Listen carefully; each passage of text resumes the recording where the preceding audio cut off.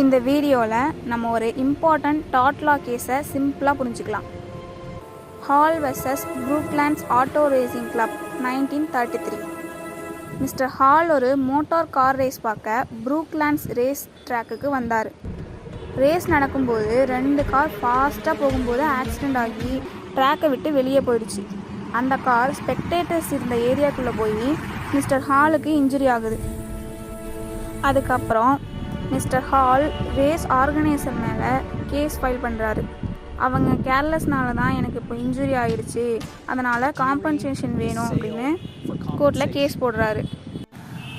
ஆனால் கோர்ட் சொன்னது என்னென்னா, மோட்டார் ரேஸ் பார்க்க வந்தாலே ஆக்சிடெண்ட் நடக்க சான்ஸ் இருக்குங்கிறது எல்லாருக்குமே தெரியும். கார் ஸ்பீடாக போகும், கிராஷ் ஆகலாம், இது ஸ்போர்ட்டோட நார்மல் ரிஸ்க்.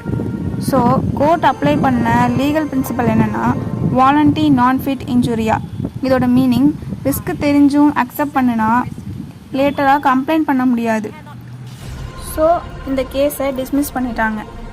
இதுதான் Hall versus Brooklands auto racing club 1933 டாட் லாவில் ரொம்ப இம்பார்ட்டண்ட்டான கேஸ்.